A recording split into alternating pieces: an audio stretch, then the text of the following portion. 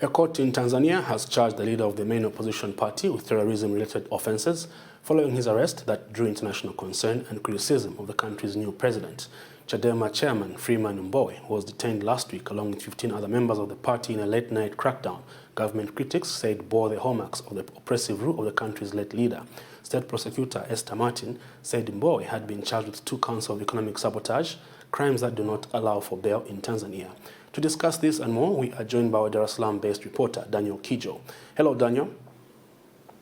Good evening. How are you? Fine, thanks, Daniel. Now, kindly bring those that have not been following the developments in Tanzania to speed about what has led to the arrest of Mr. Mbowe and others.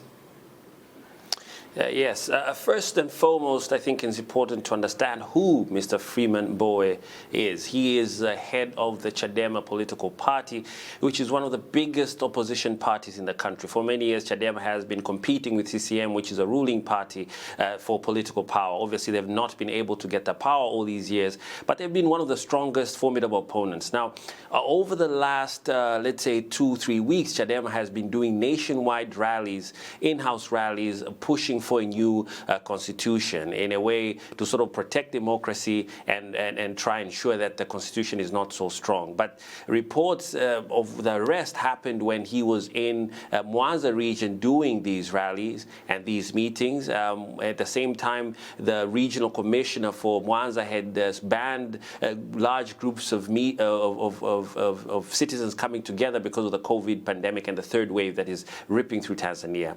So we know that the police now came to and arrested him and transferred him to Dar es Salaam, the commercial capital, the commercial city of Dar es Salaam, where he was further interrogated. And today, indeed, we heard the charges that he is facing economic sabotage charges as well as terrorism. And even on a more serious note, not just terrorism, but planning to kill, assassinate government officials. So that is basically, in a nutshell, the journey from who Freeman Mbowe is and why he has been arrested. Right now, was there evidence presented to court of the charges levied against Mr. Mbowe?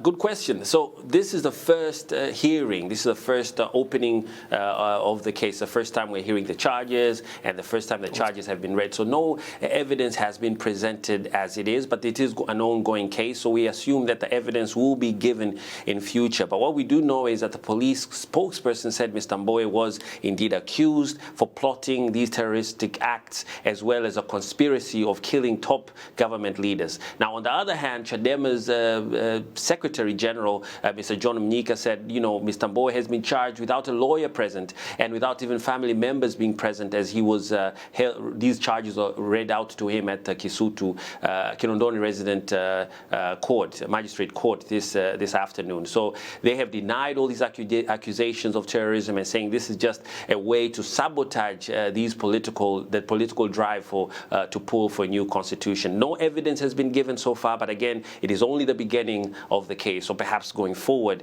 we would get to hear what the evidence against him would be about. Yeah, no, there was a sense that the tide had shifted in the relationship between the ruling party and opposition when President Hassan took office after the death of late President Magufuli. How can one characterize these new developments?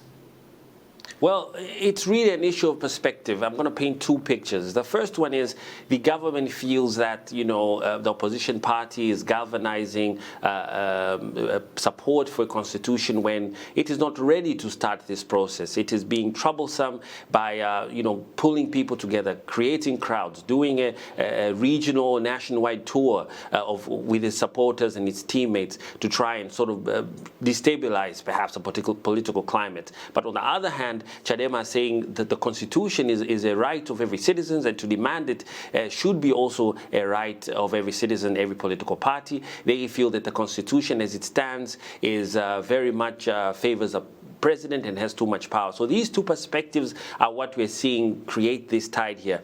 We know that the government spokesperson spoke and said that no one is above the law. So even though perhaps Mr. Mbowe is a powerful political leader or head of the opposition party, the face of the opposition party, he is not above the law. And if indeed these are the charges, the evidence against him, he should be prosecuted. So it has created a sort of sour taste between these 2 sides and perhaps even the country, because we have people split between these 2 perspectives. Right. Having said that, is there any hope of dialogue between government and opposition to lessen the tension? Yeah, I mean, when you asked me the last question, you did touch on the fact that, you know, after the late President John Pombe Magufuli had passed on, people saw a change in the tone and style of the new President Hassan, because she had met these political leaders. She had, for the first time in a long time, verbally allowed political parties to do political activities within their parties, have their small meetings, build their parties by having regional meetings in the different sort of regions in which these parties operate. So people indeed were optimistic that, you know, it's a new era. But as it seems from the government side, the rule of law must still be observed, and that no matter how you want to perhaps push for constitutional change, there has to be you have to operate within the parameters of the law. Now, we're still looking at how these relationships, the relationship between the new government and the political party will continue. However, we do know that President Samia had said that she wants to meet leaders of political parties to discuss a better way to collaborate. She gave a great speech, and she was applauded, in fact, by this gentleman, Freeman Mbowe himself, who said, you know, he feels that the new president is democratic, and she got a lot of praise in the beginning. But it seems they're not happy with the way she is now refusing to discuss the issue of constitution, that, you know, it's important, and they feel like she's not giving it priority. To her defense, she says, you know, the constitution, of course, is important, but she had just taken the country about 4 months ago. Her focus right now is stabilizing the country and making sure the economy is strong, rebuilding the face of Tanzania with the international community, bringing back investor confidence in the country. So to her, she says the constitution is important, but there are more pending issues as we sit right now. So what we can say is that it's going to probably be a wait and see, but obviously the arrest of Mr. Mbowe does not help things. Right. Daniel, thank you so much.